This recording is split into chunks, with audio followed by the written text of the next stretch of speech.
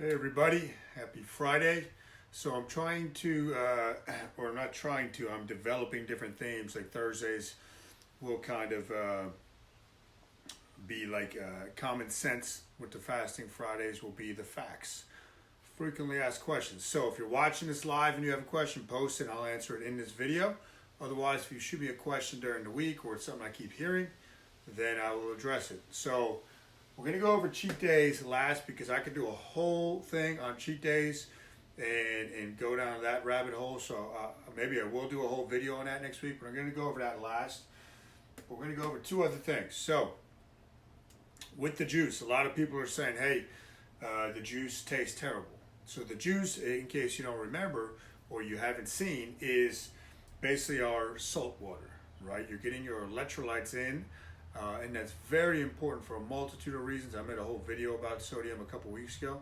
But if you're going to do a longer fast, you have to do this, right? So in about 32 ounces, you'll put half a teaspoon of pink sea salt, potassium chloride, which is low salt or new salt, no salt, and baking soda. But if you can't stand the taste of that, then you have to cut the dose. You cut it to a quarter teaspoon for every 32 ounces. Or what some of our clients have been doing is they've been making shots. So they do a real small amount of water, they mix the juice in there and do it like a shooter so they can get that over with. And something I do to get extra juice in is, extra sodium, is I'll actually just take a half teaspoon, throw it right into my mouth, wash it down with water. So you have those options. But it is essential that you do that, all right? Don't step over $100 bills to pick up nickels. Do the basics first. Even if you're not gonna fast, you should be drinking the juice. So that answers that question. A lot of people ask me about carbs. Should I be having carbs when I break my fast and my regular nutrition? That really depends on your goal, right? The reason people limit carbs, you gotta think about this, is they're trying to limit their insulin output. Well, fasting is that on steroids, on big anabolic steroids. So depends on the goal. You don't, if you're trying to stay in a state of ketosis, then yeah, you would want to limit them. That would probably be for people that have a lot of weight to lose, that are really heavy.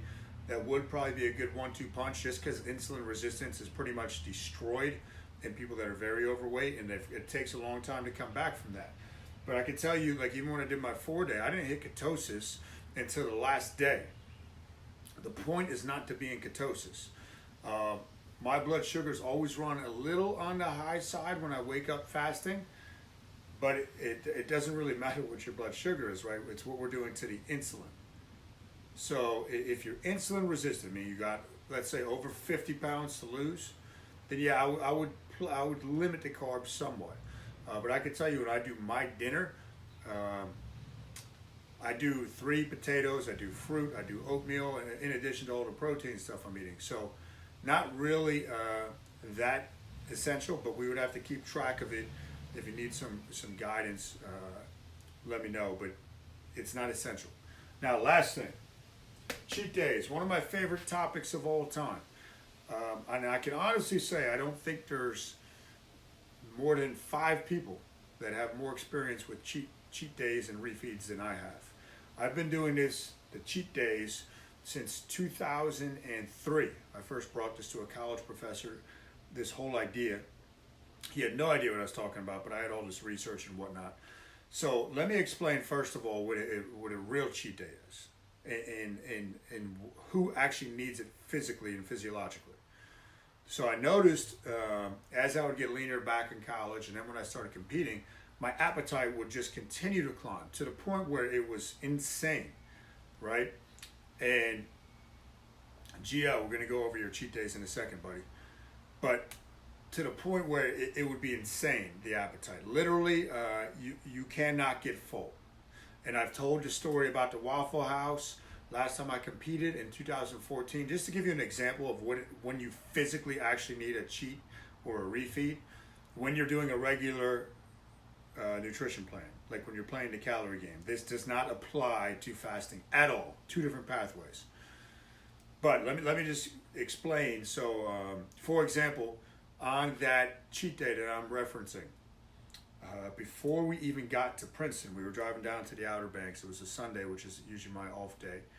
I did a dozen donuts from Dunkin' Donuts, the big heavy ones, not these fluffy ones like the double chocolate.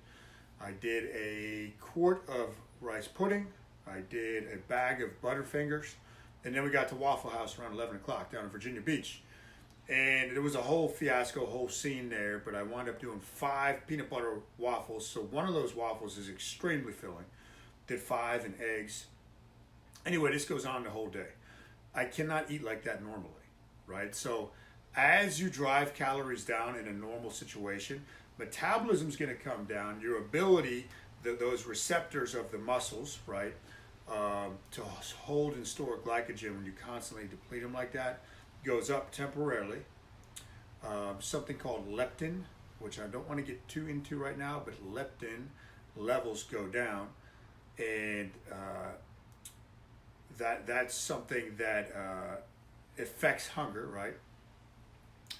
But your hunger hormone, your main hunger hormone, ghrelin, continues to climb.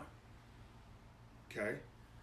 And if you're following a traditional model of trying to play the calorie game, then yes, when you get to a certain level of leanness, and biofeedback, meaning appetite is what it is, that I just explained, ravenous, and this is not a psychological thing, this is physiological, then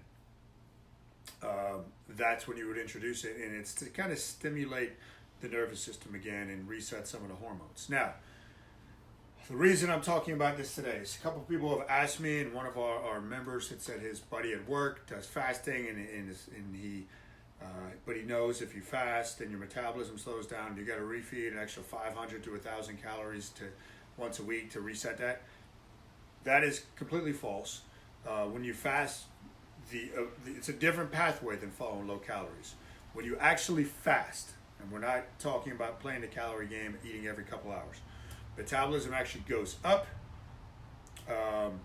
Hunger hormone actually goes down, ghrelin, the main one, and your hormonal function will not change. It will change for the better, if anything.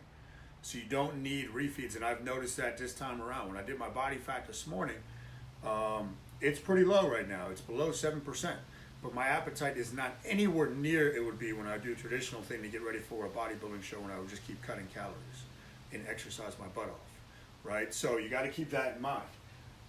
And if you're going to go down that path of cutting calories and all that, I'm a big believer in having a free meal every week, right? At least a free meal for psychological reasons and because we're meant to enjoy food.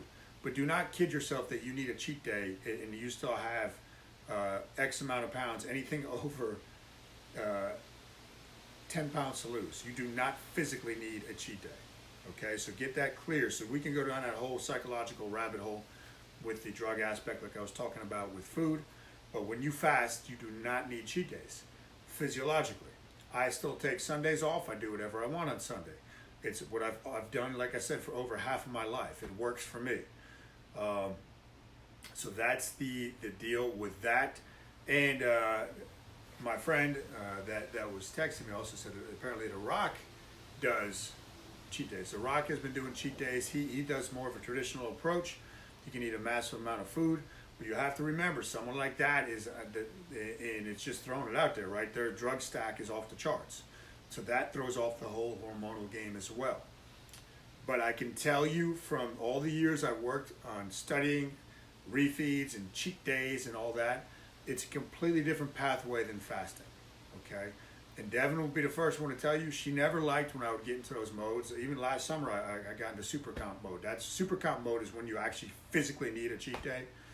But it gets to the point where I can eat so much food on that day where my energy's not good on that day because I'm basically in a food coma all day. And the other days when I'm cutting calories, when I do a traditional approach like that, my energy's not good. So it's like, what the hell's the point, right? But you do not, it's not a concern for most people, right? So take a meal off, take 2 meals off a week, eat whatever the hell you want if that's going to help you adhere. And I believe anything that we do should be functional and sustainable. You should be able to adhere for it forever in any situation. So that's where you got to make this work for you. But don't kid yourself. You still got a lot of weight to lose, and you're binging. That's completely different. You have a lot of mental and maturity, emotional work to do with in regards to your drug of choice, which would be food, if that's still your mentality. So that's the Friday FAQs. If you have any questions further, post them below. And I'll be back next week with some more videos about fasting. And I'm looking forward to getting that Facebook group going. I'm getting the banner designed as we speak. So next week I'll make an announcement. And I know a lot of you said you want to be in that group. You just got to shoot me a reminder when I make that post next week. All right, hit the like button, hit the share button, leave comments below. Thanks for tuning in. Appreciate it.